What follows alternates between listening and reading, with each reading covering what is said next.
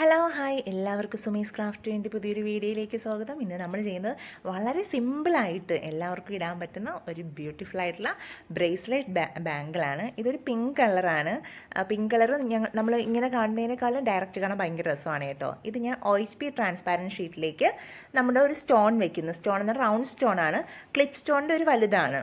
ഈ സ്റ്റോൺ ഇതുപോലെ സെൻറ്ററിലേക്കൊന്ന് വെക്കുകയാണ്. അപ്പോൾ ഇതിൻ്റെ സൈഡിൽ നമുക്ക് എന്തുകൊണ്ട് വേണം ഡെക്കറേറ്റ് ചെയ്യാം. ഇത് കുറച്ച് മേലോട്ട് എടുത്ത് നിൽക്കുന്നത് കൊണ്ട് ഞാൻ ആ സൈഡ് ഒന്ന് നമ്മുടെ സ്റ്റോൺ ചെയിൻ കൊണ്ടൊന്ന് കവർ ചെയ്യുന്നു. കാരണം ആ ഒരു പെൻഡൻറ്റ് പോലെ നമുക്കൊന്ന് ചെയ്തെടുക്കാനാണ്. ആ ഒരു പ്രത്യേക ഒരു ഭംഗിയായിരിക്കും അങ്ങനെ ചെയ്തിട്ട് നമ്മളൊരു ബ്രേസ്ലെറ്റ് ബാങ്കിൾ ചെയ്യുമ്പോൾ അങ്ങനെയാണ് നോർമലി ചെയ്യാറ്. അപ്പോൾ ഒരു പ്രത്യേക ഭംഗിയാണ് അത് കാണാനായിട്ട്. പല കളറിൽ നമുക്ക് ചെയ്യാം, പല കളറിലുള്ള സ്റ്റോൺസ് നമുക്കിതിന് അവൈലബിൾ ആണ്.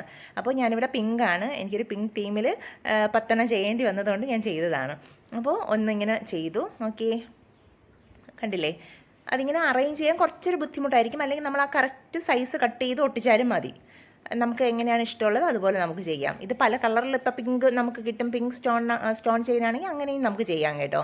ഇനി ഇതിൻ്റെ സൈഡിലേക്ക് ഞാൻ കുന്തൻ സ്റ്റോണാണ് കൊടുക്കുന്നത്. കുന്തൻ സ്റ്റോണിന് പകരം നമുക്ക് കളർ സ്റ്റോൺസ് ഉണ്ട്. കളർ സ്റ്റോൺസ് ഏതാണ് ചേരുന്നത് ആ സ്റ്റോൺ കൊടുത്ത് നമുക്ക് ചെയ്യാം. ഇപ്പോൾ പിങ്ക് തന്നെ ഉണ്ടെങ്കിൽ പിങ്ക് കൊടുക്കാം, അല്ലെങ്കിൽ നമുക്ക് റൗണ്ട് ഷേപ്പിലുള്ള വേറെ കളർ കോമ്പിനേഷൻ വേണമെങ്കിൽ കൊടുത്ത് ചെയ്യാം. ഞാനിവിടെ സാധാ കളറാണ് കൊടുക്കുന്നത്. നമുക്കിനി ഇതിൻ്റെ മാച്ചിങ് കളർ വേണമെങ്കിലും കൊടുക്കാം, ബ്ലൂ വേണമെങ്കിലും കൊടുക്കാം, അങ്ങനെ ചെയ്യാം നമുക്ക്. അപ്പോൾ നോക്കി, ഇത് ജസ്റ്റ് ഒന്ന് ആ സൈഡ് കംപ്ലീറ്റ് ഒന്ന് ഒട്ടിച്ചു കൊടുക്കുക. ഒരു ഒറ്റ റൗണ്ട്. നമുക്കിനി കുറച്ചുകൂടെ വലുതായിട്ട് അത് വേണമെങ്കിൽ 2 ലെയർ വേണമെങ്കിൽ ചെയ്യാം.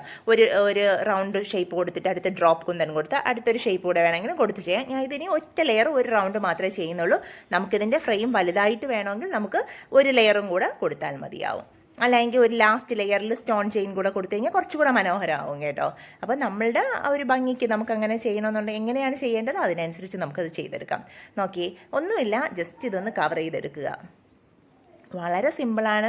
പക്ഷേ അത് ചെയ്ത് ഞാൻ ഈ വീഡിയോയിൽ കണ്ടതിനേക്കാളും, കാരണം അതൊരു ലൈറ്റ് പിങ്ക് ആണ്, അതുകൊണ്ട് നമ്മൾ വീഡിയോയിൽ കാണുമ്പോൾ അത്രത്തോളം ഒരു ഇത് തോന്നുന്നില്ല. പക്ഷേ നമുക്കത് ഡയറക്റ്റ് കയ്യിലിട്ട് കാണുമ്പോൾ അത് ഭയങ്കര ഭംഗിയാണ് കേട്ടോ. വളരെ സിമ്പിളാണ്. നമുക്ക് ഇത് കൂടുതൽ ബ്രേസ്ലെറ്റ് ബാങ്കിൾ നമ്മൾ ഒന്നിലധികമല്ല ഒറ്റ ബാങ്കിളായിട്ടാണ്, ഈ 2 ലെയർ ബാങ്കിൾ ഇതെല്ലാം ഒറ്റ ലെയറാണ് നമ്മൾ യൂസ് ചെയ്യുക. ഒറ്റ ബാങ്കിളായിട്ടാണ് യൂസ് ചെയ്യുന്നത് കേട്ടോ. ഓക്കെ, ഇനി ഇതിനെ ഒന്ന് ജസ്റ്റ് ഒന്ന് ഡ്രൈ ആവാൻ വെച്ചിട്ട് ഞാനൊന്ന് കട്ട് ചെയ്തെടുക്കും. അത്ര മാത്രമേ ഉള്ളൂ. ആ സമയം കൊണ്ട് ഇനി വളയുടെ ബാങ്കിളിൻ്റെ ഒരു ഫ്രെയിം എടുക്കണം. ഈ ഫ്രെയിം നമുക്ക് പലതരത്തിലാണ് കേട്ടോ. 1 കട്ട് കിട്ടും, 2 കട്ട്, 3 കട്ട്, അങ്ങനെയാണ് കേട്ടോ. അപ്പോൾ ഞാൻ 4 കട്ടിൽ ഒന്നാണ് എടുത്തിരിക്കുന്നത്. അപ്പോൾ ഒരു ബാങ്കിലെടുത്ത് ജസ്റ്റ് നമ്മുടെ ആ സെയിം കളറിലുള്ള ത്രെഡ് കൊണ്ടൊന്ന് കവർ ചെയ്തെടുക്കുന്നു. വളരെ പെട്ടെന്ന് അങ്ങ് ചെയ്തെടുക്കാൻ പറ്റുന്നതാണ്. ജസ്റ്റ് നന്നായിട്ട് ഒട്ടിച്ചിട്ട് വേണം, ഗം അപ്ലൈ ചെയ്തിട്ട് വേണം നമ്മളതൊന്ന് ചുറ്റിയെടുത്തിട്ട് ആദ്യവും അവസാനമാണ് ശ്രദ്ധിക്കേണ്ടത്. അല്ലാതെ വേറെ ബുദ്ധിമുട്ടൊന്നുമില്ല. ജസ്റ്റ് അവസാനം നിർത്തുമ്പോഴും ഒന്ന് കട്ട് ചെയ്തതിന് ശേഷം ഗ്ലൂ അപ്ലൈ ചെയ്യുക, ഒന്ന് നമ്മളൊന്ന് മടക്കി ഇത് കൊടുക്കുക.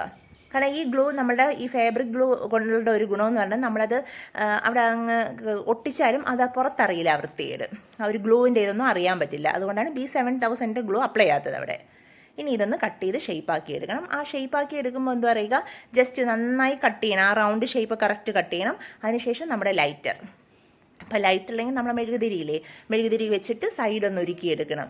സൈഡൊന്ന് ഉരുക്കിയെടുത്താൽ മതി. മേളിലൊന്നും ഉരുക്കൽ, അടിയിൽ നിന്ന് നമ്മൾ ലൈറ്റ് ഈ തീ അങ്ങനെ അടിയിലോട്ട് ഫ്ലെയിം നിൽക്കത്തക്ക രീതിയിൽ കാണിക്കുക. അപ്പോഴേക്കും അതങ്ങ് ഉരുക്കി അങ്ങ് അകത്തോട്ട് കയറും. അപ്പോൾ സൈഡിലോട്ട് നമുക്ക് അറിയാൻ പറ്റില്ല, എന്തെങ്കിലും ഇതുണ്ടെങ്കിലും അറിയാൻ പറ്റില്ല. നല്ല മനോഹരമായിരിക്കും. നോക്കിയേ, ഇത് ജസ്റ്റ് നമുക്കൊരു പെൻഡൻ്റ് ആയിട്ടൊക്കെ യൂസ് ചെയ്യാം കേട്ടോ. പാച്ചസ് തന്നെ പലതരത്തിൽ നമ്മളിങ്ങനെ ചെയ്ത് വെച്ചിട്ടുണ്ടെങ്കിൽ, ചെയ്യുമ്പോൾ നമ്മൾ കുറച്ചൊന്ന് ചെയ്ത് വെച്ചിട്ടുണ്ടെങ്കിൽ നമുക്കിത് മാലയുടെ കൂടെ പെൻഡൻ്റ് ആയിട്ടൊക്കെ ഉപയോഗിക്കാം. ഭയങ്കര ഭംഗിയാണ് കേട്ടോ. കണ്ടില്ലേ, ഇതിപ്പോൾ ഒന്നിങ്ങനെ വെച്ച് ഇതൊരു പ്ലെയിൻ ബാങ്കിൾ ഇങ്ങനെ ഉപയോഗിച്ചാലും മതിയാവും. പിന്നെ ഇതൊന്ന് ഡ്രൈ ആവാൻ വെച്ചിട്ട് ഞാനതിൻ്റെ സ്റ്റോൺ ഒട്ടിച്ചു. പക്ഷേ അത് വീഡിയോ എടുക്കാൻ പറ്റിയില്ല, അവസാനമാണ് എടുത്തത്. ഇതിങ്ങനെ ഞാൻ അതിൻ്റെ എന്താ പറയുക, ആ റൗണ്ട് സ്റ്റോൺ തന്നെ എന്ത് ചെയ്യുക, അത് ഫുള്ളൊന്ന് കവർ ചെയ്ത് ഒട്ടിച്ചു കൊടുത്തു. ഒന്ന് ഗ്ലൂ അപ്ലൈ ചെയ്തൊന്ന് ഒട്ടിച്ചു കൊടുത്തു. നോക്കിയേ, ജസ്റ്റ് അത് കഴിഞ്ഞിട്ട് ഇത് നമ്മൾ ഈ ഒരു ആ ഒരു കുന്തൻ സ്റ്റോണില്ലേ, അതെല്ലാം ഒരുപോലെ ഇരിക്കണം. അതേ ഒരേ ലെയറിൽ, അത് ഒന്ന് സൈഡിലോട്ട് ഒന്ന് അങ്ങോട്ടും ഇങ്ങോട്ടും മാറാതെ. അപ്പോൾ നമ്മൾ 2 കൈവിരൽ കൊണ്ട് ഇങ്ങനെ ഇതുപോലെ പ്രസ് ചെയ്ത് നന്നായിട്ട് ചെയ്ത് കൊടുത്താൽ മാത്രം മതി. വളരെ സിമ്പിളാണ്. വളരെ സിമ്പിൾ എന്ന് പറഞ്ഞാൽ വളരെ സിമ്പിൾ, ഭയങ്കര ഭംഗിയാണ് കേട്ടോ. ഇത് ഇപ്പോൾ ഈ ഒരു പിങ്ക് ആയതുകൊണ്ട് നിങ്ങൾക്ക് അത്രത്തോളം എടുത്ത് ഫീൽ ചെയ്യാത്തത്. ബാക്കിയുള്ള കളറൊക്കെ നല്ല അടിപൊളിയായിട്ട് നമുക്ക് ഒറ്റ ബാങ്കിൾ മതി. വളരെ സിമ്പിളായിട്ടൊക്കെ ഇടാൻ ഇഷ്ടപ്പെടുന്നവർക്ക് ഒറ്റ ബാങ്കിൾ ഇങ്ങനെ നന്നായിട്ട് ഇടാൻ പറ്റും. ഇതിൽ ഈ സ്റ്റോണിന് പകരം നമുക്ക് സ്റ്റോൺ ചെയിൻ സൈഡിൽ കവർ ചെയ്ത് കൊടുക്കാം. അങ്ങനെ പല രീതിയിലും ചെയ്യാം. അപ്പോൾ നിങ്ങളെല്ലാവരും ചെയ്യാൻ ശ്രമിക്കണം. പുതിയൊരു വീഡിയോയുമായിട്ട് കാണുന്നവരെ എല്ലാവർക്കും ബൈ.